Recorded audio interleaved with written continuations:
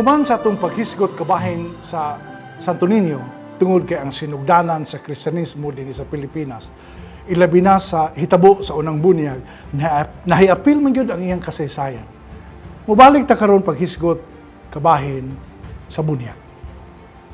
Sumala sa katisismo sa simbahang Katoliko, adunay tulo ka matang sa bunyag. Ang una mao ang bunyag sa tubig, baptism of water. Ang labing mahinungdanong ritual ni ining maong sakramento naglangkob sa paglusbog, immersion, diha sa tubig o pagbubo sa tubig, pouring sa ulo sa pagabunyagan, samtang magsangpit, pagampo sa ngalan sa Amahan, sa Anak, o sa Espiritu Santo. Si San Pablo, ngadto sa taga-Efeso nagsulat, Christ loved the church and handed himself over for her to sanctify her, cleansing her by the bath of water with the word. Ephesians 5:25.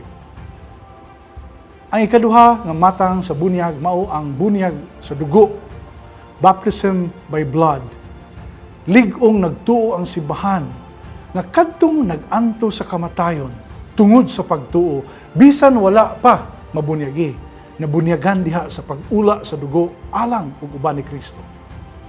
Sa Book of Revelation ang gipadayag mabasa, when I broke the open of the fifth seal, I saw underneath the altar the souls of those who have been slaughtered because of the witness they bore to the word of God. Revelation 6:9-11. Ang ikatulo mao ang bunyag sa tinguha, baptism of desire.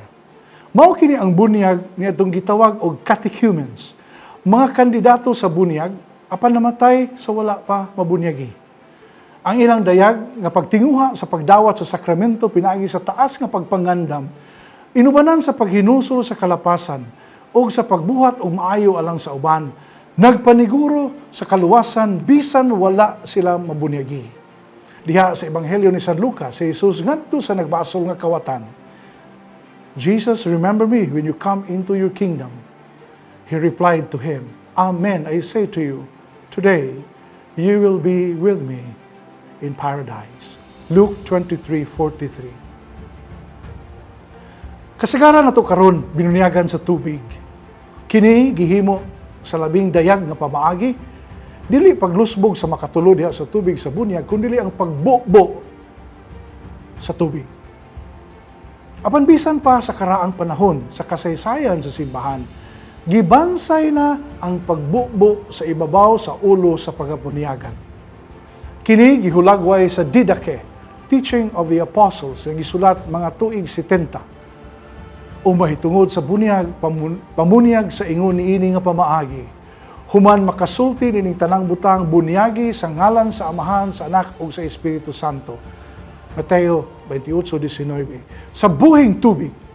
Apan kun wala kamoy buhing tubig, bunyagi sa laing tubig, kundili sa bunyag sa bugnaw, sa mainit. Apan kun wala kamo sa duruha, bui sa makatulo ug tubig ang ulo diha sa ngalan sa Amahan ug sa Anak ug Espiritu Santo. Kining matang sa pagbunyag nagibansay na sa karaanang panahon, 1st century AD sa simbahan. Mauna ang naandan hangtod karon. Dunay mangutana, nganong bunyagan man nato ang bata nga wa pa may buot? Ang simbahan nagbunyag sa mga gagmayng bata tungod nga natawo sila nga may sala nga panulundon. Original sin. Nga ato nang nahisgutan sa usa sa miaging mga episode o segments. Sila nagkinahanglan nga makalingkawa sa gahom sa dautan, the evil one, ug madala ngadto sa kagawasan nga gipanag-iya sa mga anak sa Dios. Si Jesus miingon, Amen, amen, I say to you, no one can enter the kingdom of God without being born of water and spirit. What is born of flesh is flesh, and what is born of spirit is spirit. John 3:5-6.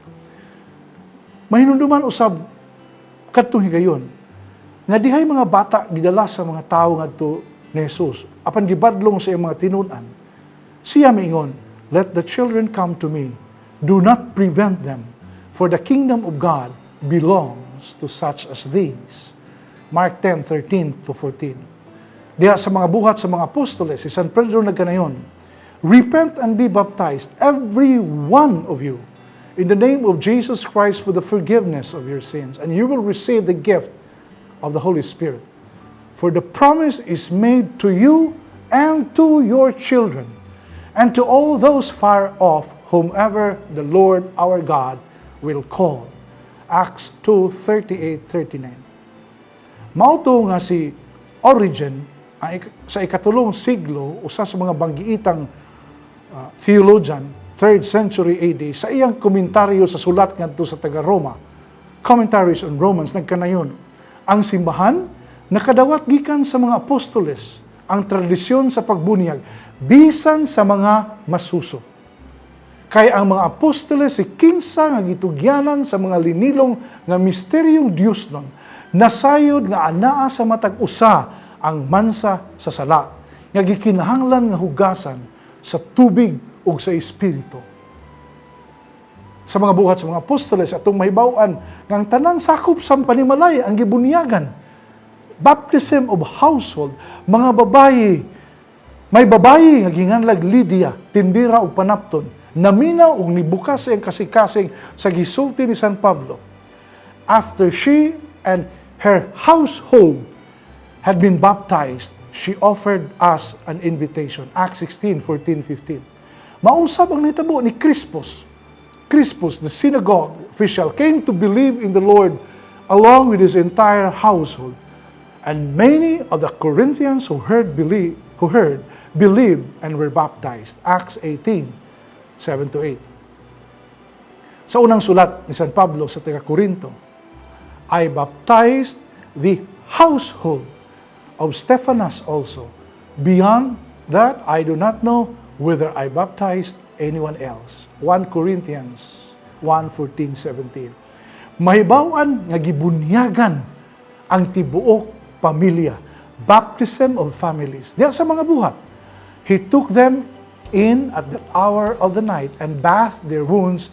Then he and all his family were baptized at once. Acts 16:30-34. Gibansay ang pagbunyag sa bata, sukad kaniadto og klaro gyud kaayo nga gibansay na kini sa pagkaikaduhang siglo, 2nd century AD.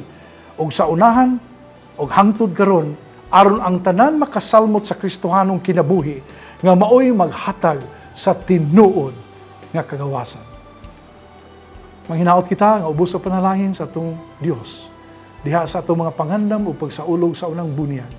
Dinhi sa atong nasod, mapalawom pa ang atong pagsabot nining maong sakramento aron makapadayon kita sa unahan isip katawhan nga ginasahan sa grasya sa pagtuo ug malipayon nga makapaambit niini sa uban.